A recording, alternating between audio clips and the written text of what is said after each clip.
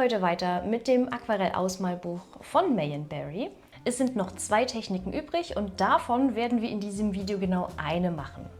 Wer Teil 1 verpasst hat, kann gerne auf die Infobox klicken. Das könnt ihr auch nach diesem Video machen, denn es ist nicht nötig, die sich hintereinander anzugucken. Alle Teile funktionieren für sich komplett alleine. Während es im letzten Teil um das Lavieren ging, geht es in diesem Teil um das Lasieren.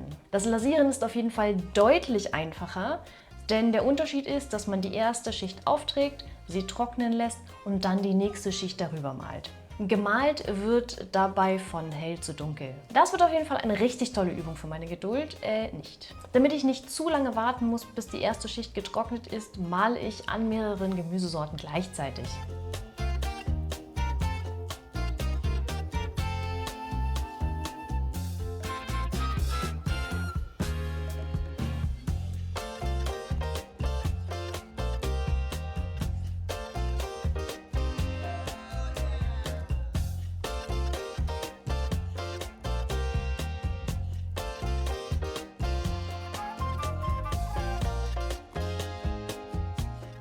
Bei der Aubergine habe ich doch tatsächlich vergessen, eine Fläche freizulassen für die Lichtreflexe. Fehler Nummer 1. Ja, ich werde auch in diesem Teil das mit dem Fehlercounter fortsetzen. Und wer gerne raten möchte, schreibt in die Kommentare, wie viele Fehler werden es am Ende des Videos sein. Ich bin es einfach nicht gewohnt, freizulassen für Reflexe, denn mit allen anderen Medien malt man die Reflexe am Ende obendrauf. Mutig wie ich bin, habe ich bei der Aubergine direkt die zweite Schicht oben drüber gemalt. Und zum Glück war ich diesmal mit dem Wasser sehr sparsam, das hätte definitiv ins Auge gehen können. Das Besondere mit unterschiedlichen Farben zu schichten ist übrigens, dass die untere Farbe immer ein bisschen durchscheint.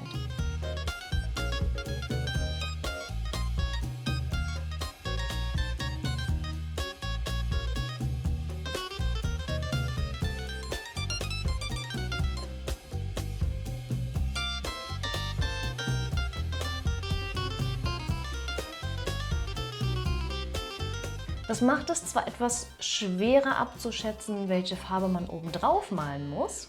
Dafür lassen sich so aber auch richtig tolle Schattierungen erzeugen. Und während ich warte, bis die Schichten trocknen, versuche ich auf jeden Fall schon mal das Highlight zu retten. Bei manchen Aquarellfarben ist es möglich, die Farbe mit Wasser nochmal anzulösen. Bei Horadam Aquarellfarben ist das leider nur bedingt möglich und auch nicht bei allen Farben. Und da ich gesehen habe, dass man Aquarellfarben mit Alkohol lösen kann, habe ich einen kleinen Test gemacht. Ich habe meinen Colorless Blender von Copic genommen, denn dort ist ja Alkoholtinte drin. Allerdings ist dort nicht genug Alkohol drin, damit das funktioniert. Es hätte ja klappen können.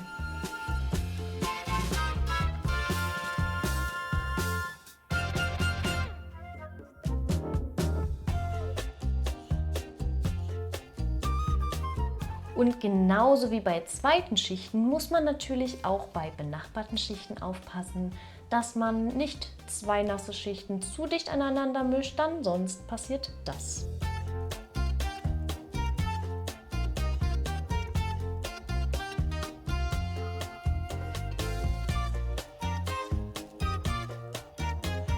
Damit ich das Violett, was ich mir zusammengemischt habe, in verschiedenen Farbintensitäten nutzen kann, habe ich für die erste helle Schicht nur eine kleine Ecke mit Wasser angelöst.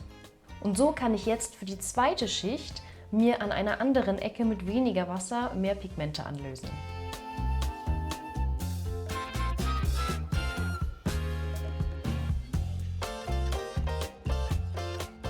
Hier war es jetzt schwer, bei der dritten Schicht herauszufinden, welche Farbe ich benutzen muss.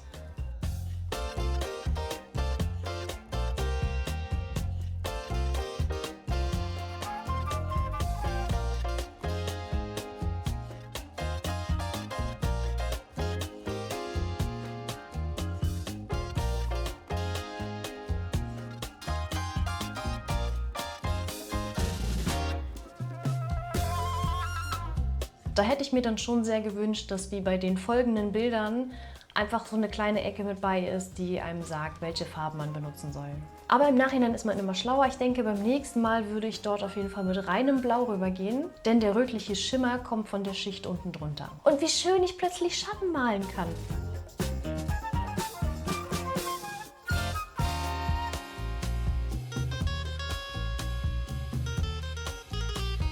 Also mir als Kontrollfreak gefällt diese Technik auf jeden Fall deutlich besser. Und trotzdem werde ich auf gar keinen Fall aufgeben und weiterhin die Nass-in-Nass-Technik benutzen. Und ich finde, wenn man sich daran gewöhnt hat, Highlights im Nachhinein mit Acrylstift zu setzen, dann findet man das, so wie es jetzt aussieht, wirklich gut. Und es sieht auch nicht schlecht aus, aber am Ende vom Video werde ich beides gegenüberstellen und du wirst sehen, mit Freilassen sieht es auf jeden Fall besser aus. Im dritten Teil der Anleitung geht es darum, die Tomate Schicht für Schicht mit klaren Kanten gut darzustellen.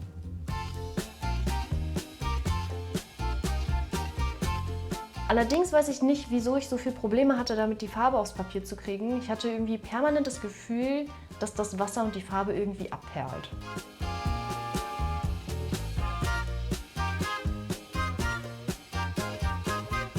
Und jetzt traue ich mich auch endlich an das Gemüse ran, für das es keine Anleitung gibt. Ehrlich gesagt habe ich mich am Anfang nicht so richtig getraut, hier überhaupt anzufangen zu malen. Weil mein persönliches Problem ist einfach, dass wenn ich eine Anleitung habe, ich die Dinge, die dort sind ohne Anleitung, irgendwie nicht traue, einfach nach meiner eigenen Intuition zu machen. Und ich immer das Gefühl habe, einfach alles nur falsch machen zu können. Und im Nachhinein habe ich mich hier geärgert, dass ich vergessen habe, das Highlight freizulassen. Und beim Brokkoli habe ich natürlich erstmal zu viel Farbe benutzt. Beziehungsweise besser gesagt, es war ja eigentlich nur zu wenig Wasser.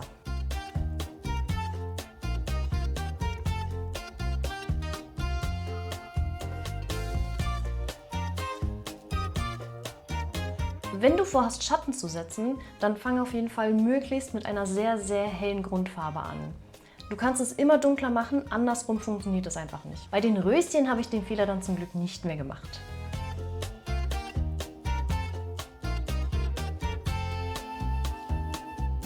Dafür habe ich nicht bedacht, dass es natürlich auch blöd ist, wenn sich gleiche Farben vermischen.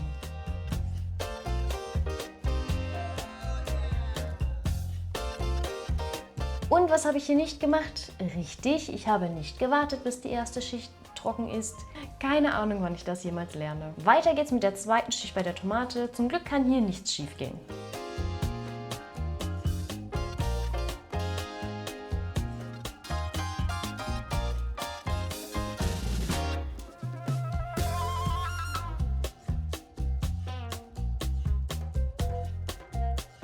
Bei der Gelegenheit bekommt die ganze Tomate jetzt auch endlich ihren Schatten.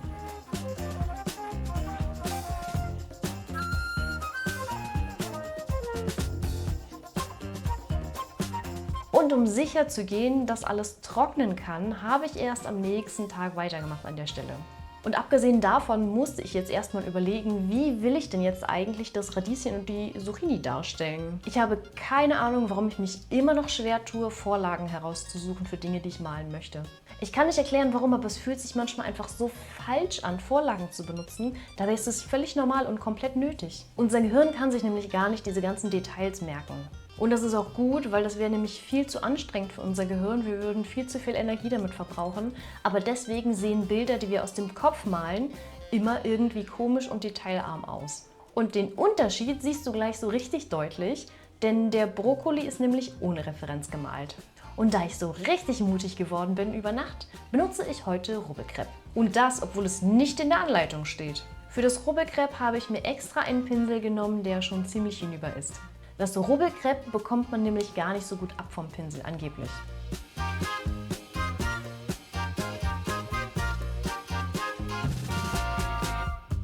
Rubbelkrepp wird dafür benutzt, um Stellen, die frei bleiben sollen, wo keine Farbe rauf soll, zu übermalen, damit diese vor Farbe geschützt sind. Theoretisch ist es nicht nötig, denn man könnte genauso gut vorsichtig sein und diese Stellen aussparen. Aber ich bin ungeduldig und ich habe nicht wirklich Lust, vorsichtig zu sein, wenn es sowas gibt. Für die hellen Stellen auf der Tomate nutze ich das Rubbelkrepp natürlich auch.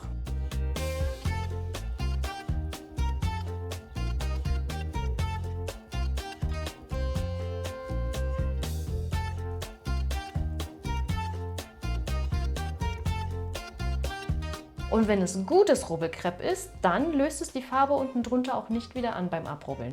Allerdings muss natürlich auch das Rubbelkrepp erstmal trocknen. Und damit mir beim Warten nicht so langweilig wird, fange ich schon mal mit den Blättern des Radieschens an.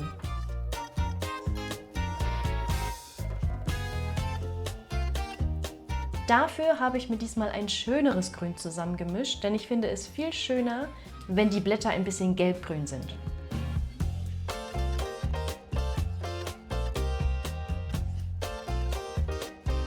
Und dieses Restwasser auf der Farbe, das macht mich wahnsinnig, weil ich habe immer Angst, dass wenn ich es trocknen lasse, es komische Flecken ergibt. Also spiele ich damit noch so lange rum, bis es für mich passt.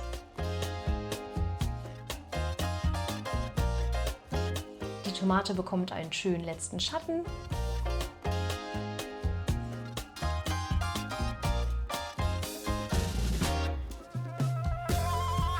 Und weil ich dachte, dass Brokkoli mal nicht so schwer sein kann, wirst du sehen, wie hübsch sowas werden kann.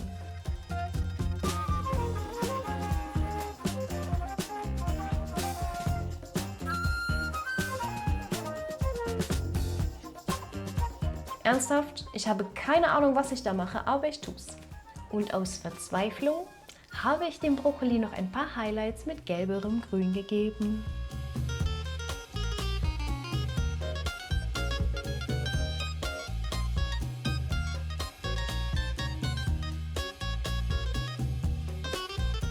Und direkt wieder vergessen, dass man unterschiedliche Farben nicht nass nebeneinander malen sollte. Das ist mir jetzt im Nachhinein noch nur so ein bisschen peinlich. Und weil ich die Idee von den Highlights so toll fand, dachte ich mir, ich gebe den Blättern von dem Radieschen jetzt auch noch welche. Und was mir dabei entgangen ist, ist die Tatsache, dass man die helle Farbe immer zuerst malt.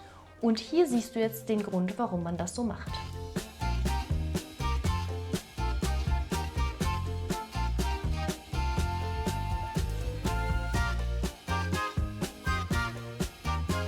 Schatten und Details kann ich mittlerweile aber sehr gut überall setzen.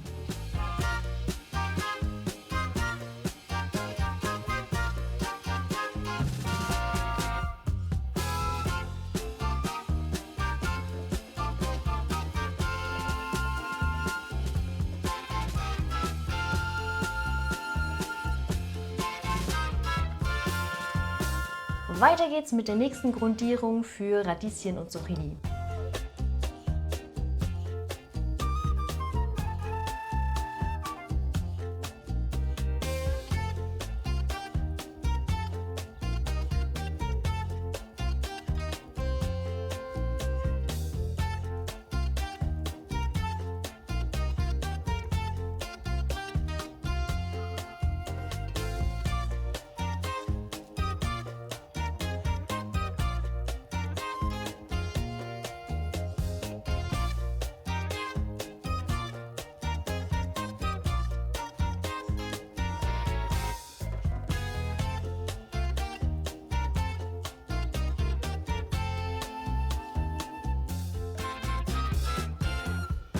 Und während das Robelcrêpe jetzt trocknet, mache ich die letzte Schicht auf die Tomate.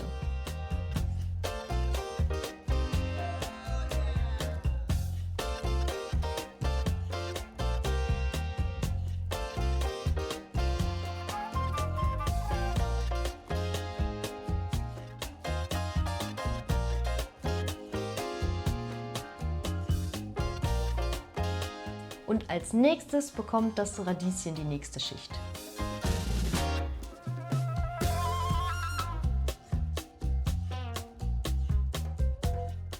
Den grünen Teil der Tomate hatte ich irgendwie bis zu diesem Augenblick komplett vergessen. Das wäre nämlich richtig schlau gewesen, den zusammen mit der Zucchini zu malen.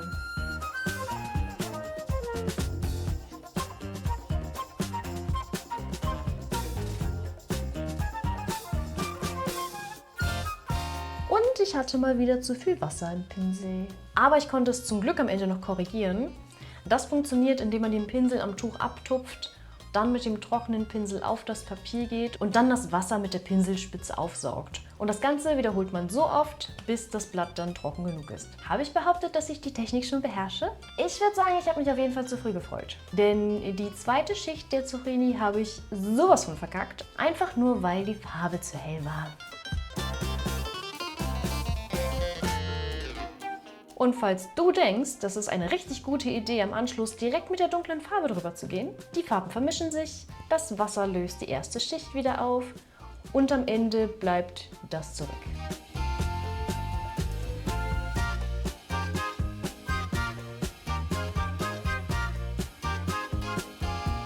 Und das sieht auf jeden Fall nicht nach Schatten aus.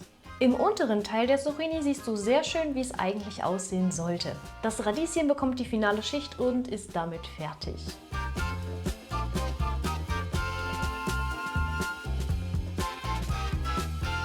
Und da ich ein Fan von Outlines bin, habe ich die Kanten ein wenig bearbeitet, sodass sie ein bisschen schärfer aussehen.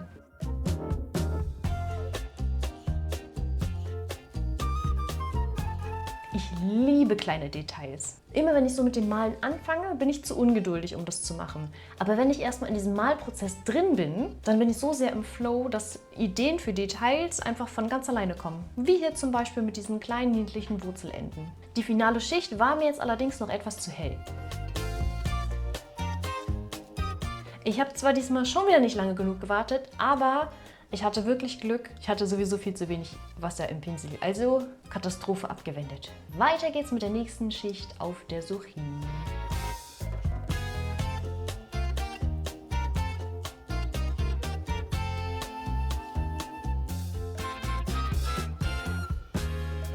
Ich wollte unbedingt so nah wie möglich an meine Vorlage kommen, also konnte ich es natürlich nicht dabei belassen, einfach nur normale Schatten zu malen.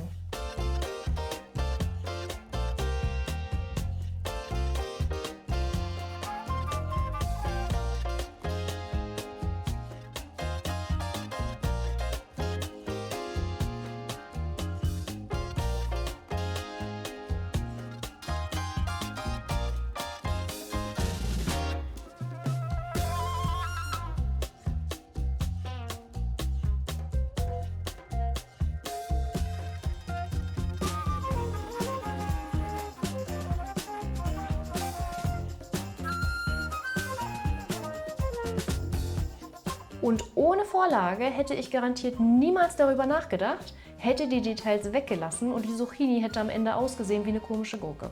Und diesmal habe ich dran gedacht. Diesmal habe ich die Farbe auch noch zusätzlich benutzt, um den Schatten auf dem Strunk der Tomate zu machen.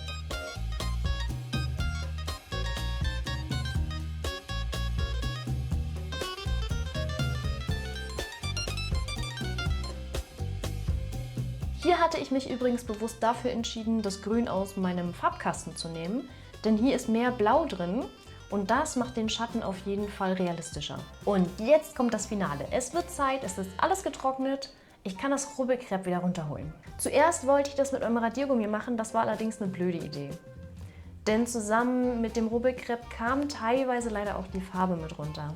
Ich bin dann dazu übergegangen, mit meinen Fingern zu arbeiten und das hat wirklich sehr gut funktioniert.